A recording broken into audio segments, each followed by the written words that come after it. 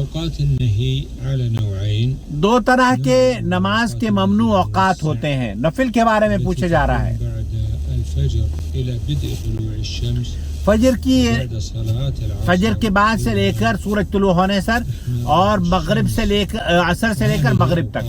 موسع يجوز فيها فعل ذوات الاسباب، یہ وہ اوقات ہیں جبکہ نوافل پڑھنا ممنوع ہے، لیکن کچھ نوافل ایسے ہیں جو کہ سبب کے ساتھ جڑے ہوئے ہیں. سنة الفجر البعدية بعد العصر. واما اوقات النهي المضيق وهي 3 اوقات، اور مضيق جو بہت کم ہے، 3 وہ اوقات ہیں، ان میں بھی نماز پڑھنا ممنوع ہے. الا تفعل فيها ذوات الاسباب.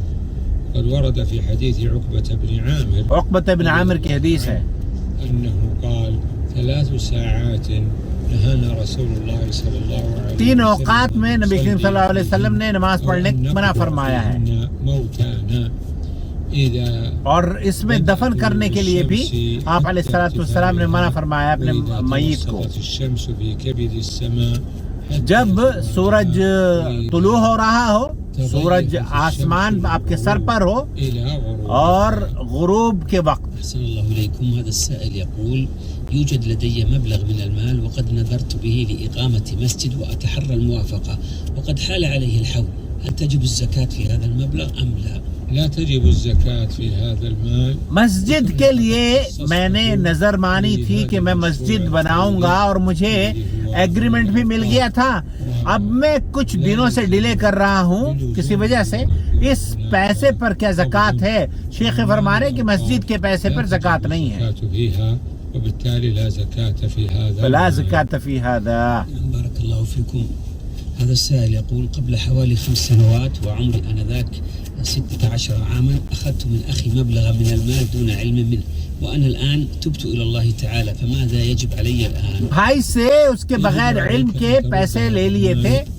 وأن تقدر ما قد يأتي به المال من أرباح خلال هذه المدة وتعيدها لأخيك، وإن كان طلبك السماح والعفو من أخيك لن يؤثر على مكانتك، فحينئذ ليكن من شأنك أن تطلبه.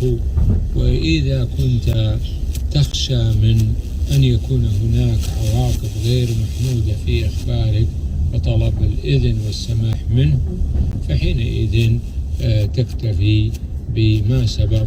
آپ نے اپنے جو بھائی سے پیسے لیے تھے، اگر وہ تجارت میں آپ نے استعمال کیے ہیں تو اس کے نفع کے ساتھ اس کو واپس لوٹائیں اور اس سے معذرت بھی کر لیں.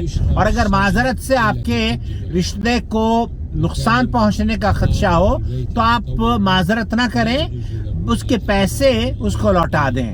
السعي إنما السعي في الحج والعمرة وأنت لم تدخل في شيء منهما. قال الله: وما أرسلنا من قبلك إلا رجالا نوحي إليهم فاسألوا أهل الذكر إن كنتم لا تعلمون. بالبينات والزبر وأنزلنا إليك الذكر لتبين للناس ما نزل إليهم ولعلهم يتفكرون. أفأمن الذين مكروا السيئات أن يخسف الله بهم الأرض أو يأتيهم العذاب من حيث لا يشعرون.